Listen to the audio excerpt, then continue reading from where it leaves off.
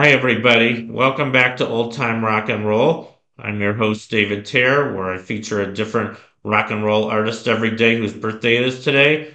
Today is the birthday of this woman here, Mary Travers. She was a very famous folk singer starting in the 60s with a very popular folk band known as Peter, Paul, and Mary. They also consisted of Peter Yarrow and Paul Stuckey, both shown on the left. And they had several big hits and big albums in the 60s, and were very influential in the whole folk rock movement. The first big album came out in 1962. It was just called Peter, Paul, and Mary. And this one had the songs Lemon Tree and If I Had a Hammer, both written by Pete Seeger, and then also 500 Miles and Where Have All the Flowers Gone, which was first a big hit for the Kingston Trio. And then in 63, they had an album called Moving, which had the songs Puff the Magic Dragon, written by Peter Yarrow. A lot of people think that's a drug song. I don't. I mean, they do talk about Puff and Jackie Paper, and I guess a lot of people thought that was a reference to marijuana. And they were big proponents of legalizing marijuana. But Pete Yarrow was interviewed about that once, and he said if they wanted to write a drug song, they would have made it explicitly about drugs.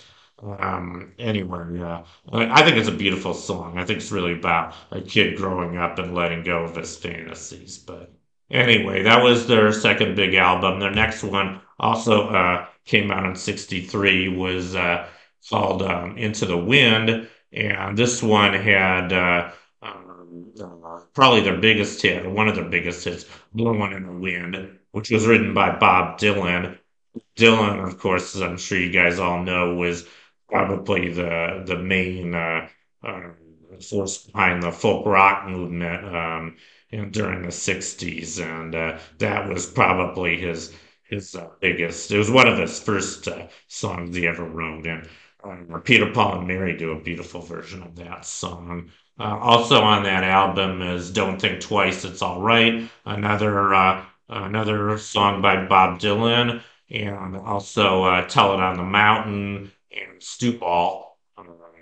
And then in 67, they had a very good album called Album 1700. This one had the hits I Dig Rock and Roll Music, um, which I really like. It's kind of a tribute to a lot of popular rock musicians during the mid 60s, including the Mamas and the Papas. They do a really good imitation of the Mamas and Papas, as well as Donovan and even the Beatles during their Sgt. Pepper days. And the other big hit on this album, it was actually their only number one hit. It was called Leaving on a Jet Plane. And this was written by John Denver. His version, I think he called it Babe, I Hate to Go. Um, but anyway, that was pretty much all the hits that Peter, Paul, and Mary had. And then they broke up in 1970, and Mary Travers went solo for a while during the 70s, 1970, 1978. I don't think she had a very successful solo career, but then Peter, Paul, and Mary reunited again in 1978. And they stayed together until 2009, which is when Mary Travers died. And I actually got to see them perform live twice. I saw them first in Washington, D.C. in 1988. I saw them in the Ellipse in Washington, D.C. at a big demonstration I went to against apartheid that year. And they were amazing. I mean, I think at just about they played a lot of demonstrations, not just live concert, but since they were very politically active, they played at a lot of anti-war demonstrations during the Vietnam War. And I think probably the song they played the most at all their demonstrations was "Blowing in the Wind," because that's kind of a peace anthem. And I got to hear them play that as well as several other big songs of theirs. And I also saw them again in 1995 at the Cockerd Pavilion and Walnut Creek and in the Bay Area. Yeah, they were amazing. I mean, they were all in their 50s by then, but I couldn't tell the difference in the way they sang from how they did in the 60s. It was one of my favorite concerts I ever went to. I don't think they played Blowing in the Wind at that one, but they played, all their other big hits, including Puff the Magic Dragon and Leaving on a Jet Plane. And I think Paul Stuckey even sang solo for a big part of it.